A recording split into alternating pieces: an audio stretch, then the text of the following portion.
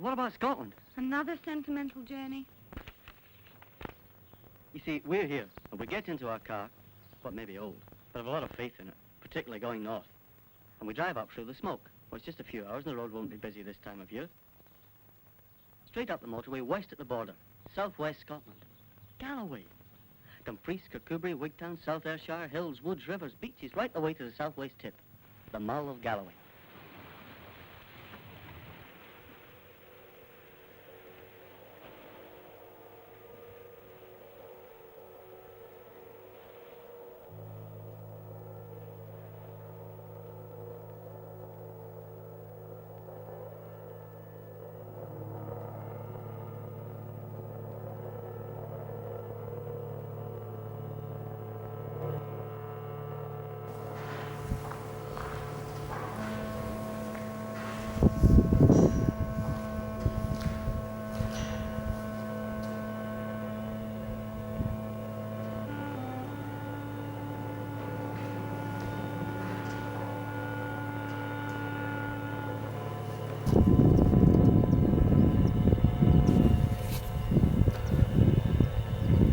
Did you build a fiction for your fiction?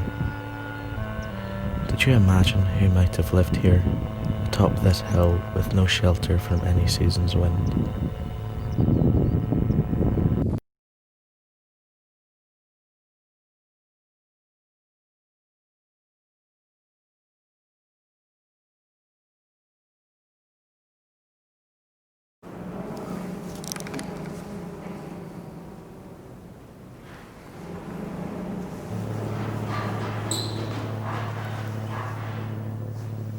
The extreme southwest corner of Scotland is rather neglected in song, and more's the pity, because the soft green hills, dotted here and there with silver lochans and sad ruined castles, have no doubt witnessed scenes of gentle love and cruel bloodshed.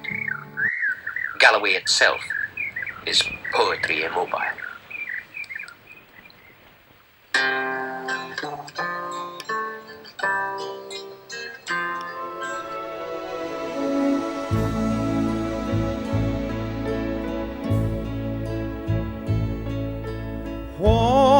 But lose the bonny hills, but lose the shining rills. Aye, for thee my bosom fills. Bonny Galloway, land o' darkly rolling dee, land o' silvery winding cree, kissed by Solway's foamy sea. Bonny Galloway.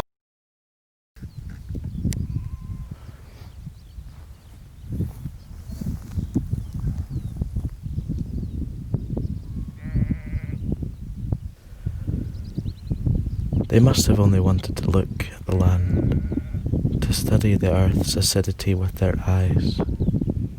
Their house, to fulfill all of their needs, only needed a window.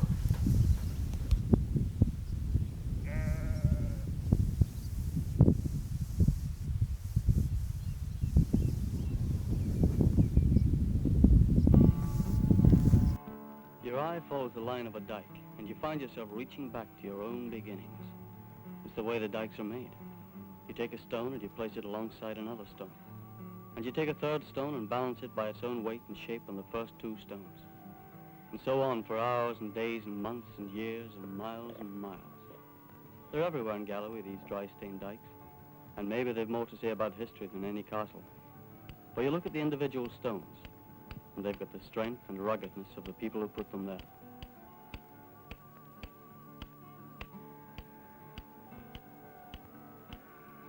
And so you think about the people, maybe your own ancestors.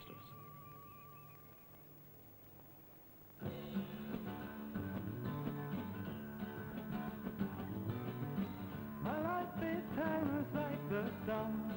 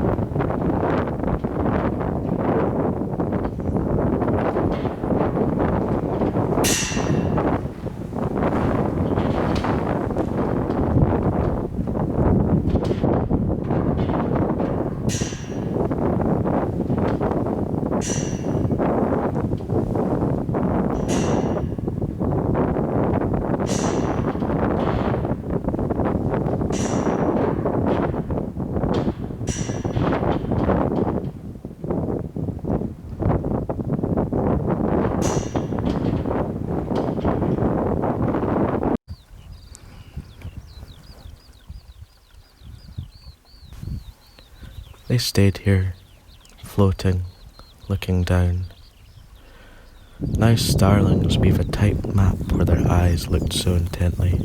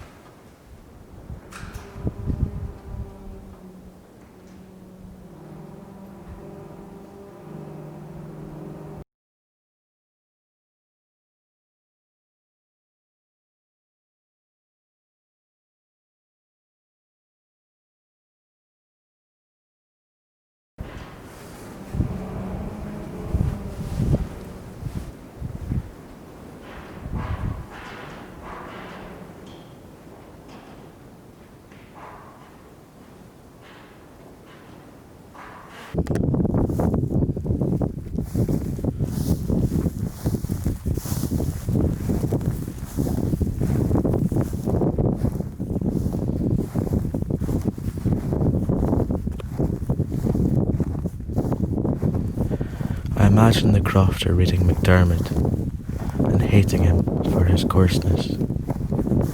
I imagine him under the moon, etching in blood on his palm so as to show the sun. There are many ruined buildings, but no ruined stones.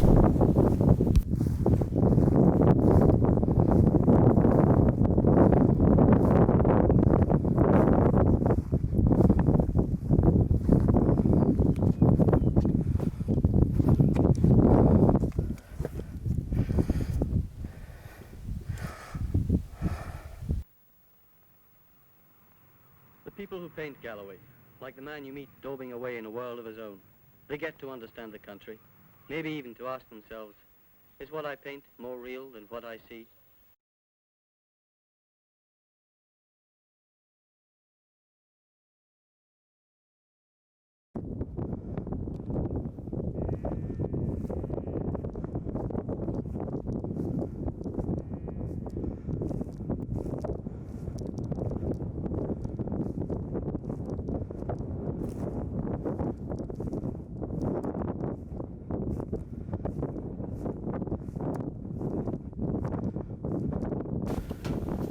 The crofters came to learn that the fundamental of their house was not the window, but rather the wall, for it is the wall that provides space to the window.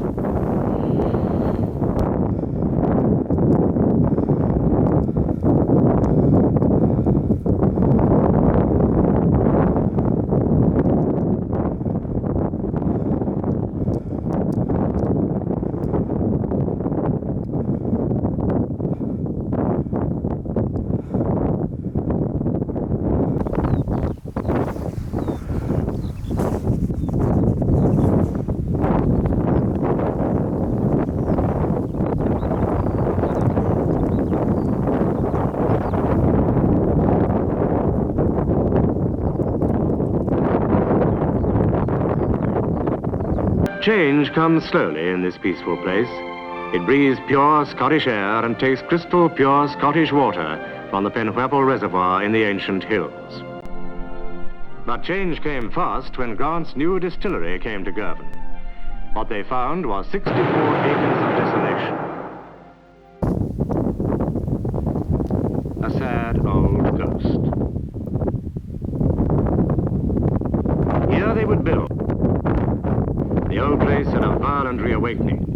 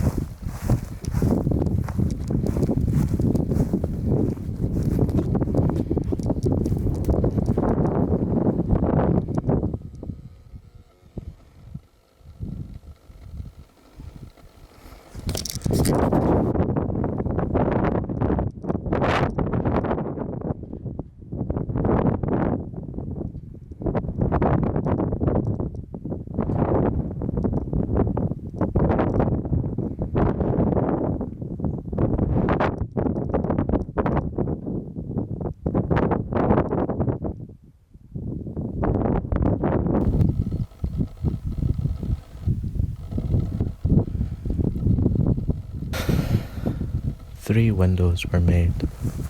One window at eye level, which could also be easily seen by a child. A second window, which stood higher, designed to catch you and remind you of the study of the land if ever you were to raise your head in objection towards the sky.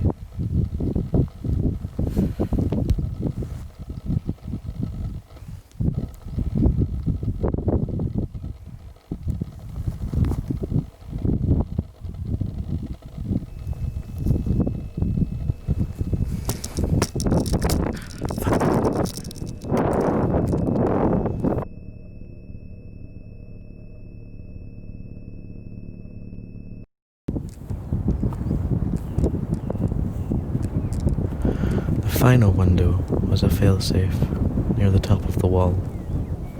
The window was designed to only be seen when laying completely horizontal, when your entire body is touching the land. The crofters went to great efforts to ensure this would only happen in the not uncommon event of death.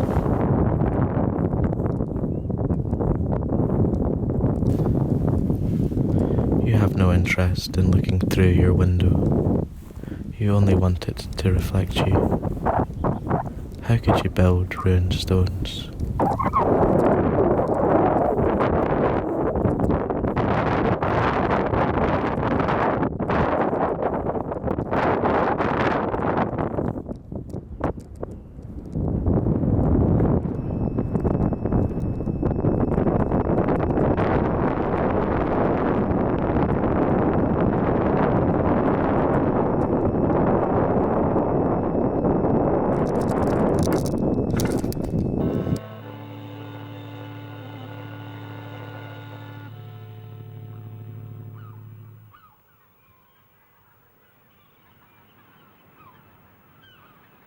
So that's it, as far as we can get. Could you take another story? Try me. Well, legend says that the last man in Scotland that knew the recipe for heather ale threw himself over the edge here. He took his secret to a watery grave. What did they do that for? I suppose he thought heather ale was too good for his enemy. Funny. It was all so violent here, and now it's so quiet.